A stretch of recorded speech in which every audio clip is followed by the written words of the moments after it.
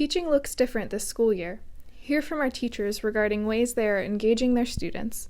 I've been using our class time together to really focus on having discussions, having them interact with each other, and then assigning a little bit more independent work for them to do at home than I would in a normal school year. I've been using Google Docs to post comments on their work and share feedback that way, and then students can make revisions and edits and resubmit work if necessary. But it's actually allowing me to, in some cases, see even a little bit more of my students' work. One of the things I've actually loved about Zoom is using the chat feature. They can ask questions as things come up while I'm talking. A lot of times I will pose a question and ask everybody to respond. It allows everyone to participate, and so I've actually really loved Zoom chat, and I've had students share some really insightful things in the chat that maybe they wouldn't be as comfortable saying out loud. My favorite part actually is getting to see their cats and dogs in the backgrounds of the Zoom. I'm a big animal person, so I love that. That's something that, it doesn't distract them, and I love being able to see the pets, and they're excited to be able to show them off too. So we get to see a little bit more of their personalities from their home environment, or from if they choose to use a virtual background. I have this one student who always has a bunch of different planes, so I get to kind of learn a little bit more about his interests, and so that's been kind of a silver lining of this experience, is I do feel like in some cases I'm getting to know some of the students a little bit better. Hi, I'm Alex DUVAL, and I'm teaching first grade at Tam Valley School. The switch to Zoom learning as opposed to in person has been difficult for sure, and I know that everyone is working really hard to make it work.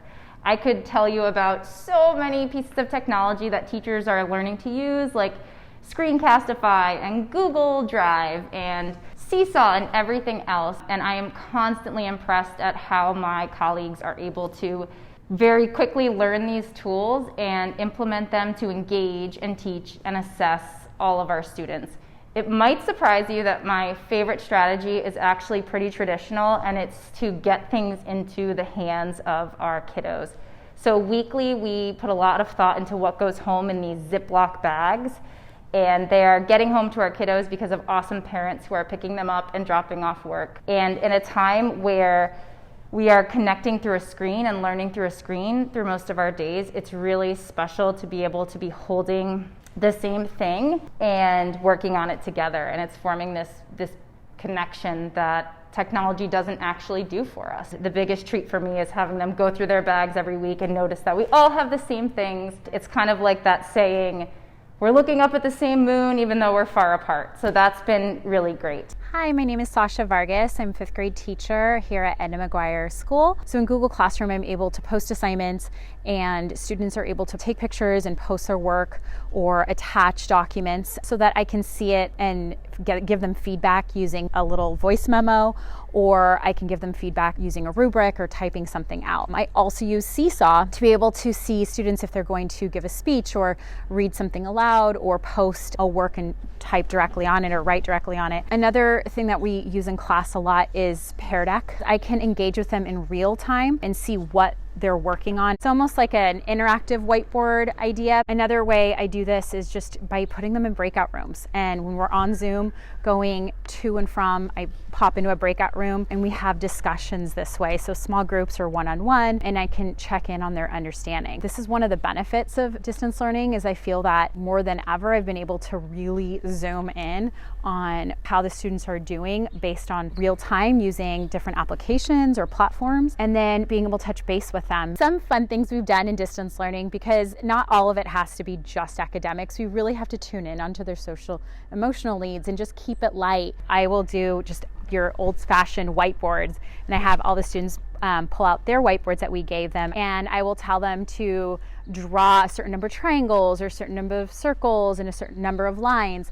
and then I have them all put up their whiteboards, and the students love just doing this kind of little brain break in a sense, and use the triangles and the circles and the lines that they were supposed to create, but they all have something beautiful and different. I'm TALIA, and I'm one of the kindergarten teachers at Old Mill School. So what I've been doing for the kindergartners since it's their first school experience is we've been doing a lot of community building. We've been getting to know each other's names. We've been doing sharing time every day where each of the kids gets to bring their toys. So this is another time for the kids to get to know each other and find similarities between things that they like. My favorite strategy for Zoom teaching would be using Seesaw for the games. We've also been doing whole group and small groups, and the small groups are great because they're 5 to 6 kids. and I'm able to check in with each of them to make sure they're understanding. We got a fish named Jumpy, and the kids had to earn 35 marbles. So they get marbles every time they're using their listening ears, or their eyes are on the teacher, or they're working together. So during the breaks, I'll put the iPad on the fish. They're able to watch Jumpy swim around and eat its breakfast. That's definitely been a highlight. I've been collaborating not just with my team partner, but kindergarten teachers from around the district and other teachers in multiple grade levels to figure out the best way to engage our kids during this time. So that's been a really fun thing to do, to talk to everyone, to get more tools in my pocket. Hi, I'm Tara Ordonez. I teach first grade here at Edna McGuire School. My team and I, to begin with, are really strong, and we are working together and really just honing in on what we think are the most important things for first graders right now. A really big part of having the kids kind of be successful in this model is creating a sense of community and routines and structures that the kids feel comfortable participating in and being a part of something much bigger than just themselves. We all need to feel more connected in this environment, and so we work really hard to create opportunities for them to interact with each other, to answer questions with the whole group, to recognize their common experiences. A strategy that I'm loving is when we enter each day, we have a greeter that I allow into the room first. As everybody enters the room, they greet them, and then the student who has just been greeted greets the greeter back. I had lots of reservations about how it would be in the beginning, and I feel like the kids are so resilient and they're so adaptable, and we have so much fun together. Hi, my name is Jonna Palmer. I am the teacher librarian at Mill Valley Middle School. I like to do a lot of screen shares, whether it's a Google Slides presentation or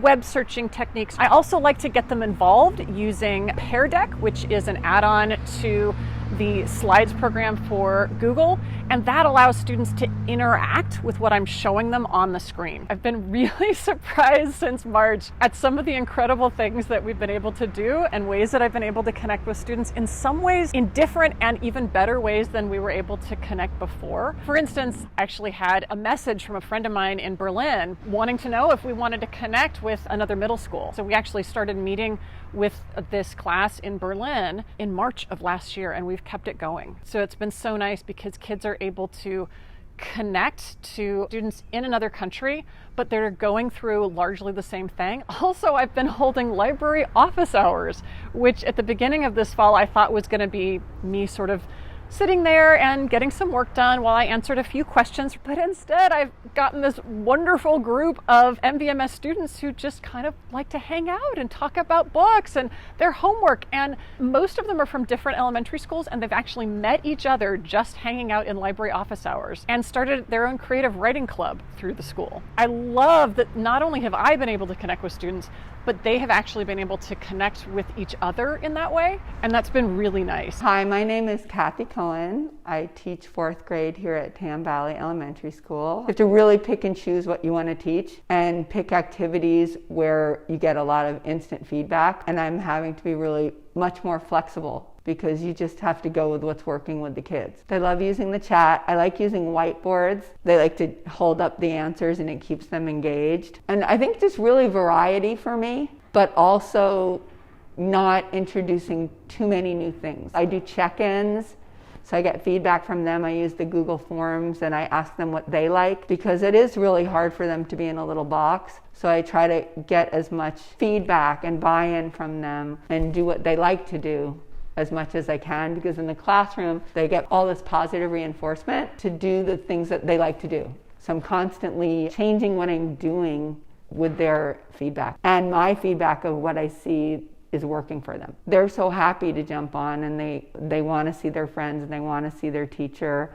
And I've had some afternoon, small one-on-one meetings, and that's been really great. Hi, I'm Sarah Fortine. I teach first grade here at Old Mill School. Some of my favorite distance learning strategies are to use a lot of humor, to take frequent breaks, and to keep the kids really engaged by having a lot of back and forth. And I'll have them check in with me. Sometimes kids are right there in the camera, which is great. And sometimes they are like you see the top of their head mostly, because maybe there's a screen here and the camera is here. So I'll like, Charlie, check in with me, wave if you're okay. Lots of thumbs up, having a really developed protocol for when they can unmute, which has really been great. My first graders have been fabulous on Zoom. So one of the things that we started from the very beginning is sending home a packet of work, and I'm able to look over them, and I write sticky notes back to them, and I also write a few notes for myself, things to work on, and then they get sent back so they can work on revising them and adding details. Once a week, I meet with every kid for 10 minutes on Zoom. I usually have them read to me, or we talk about writing. Those are both ways for me to give them a little lesson, and also for me to do some frequent assessing to see how they're doing.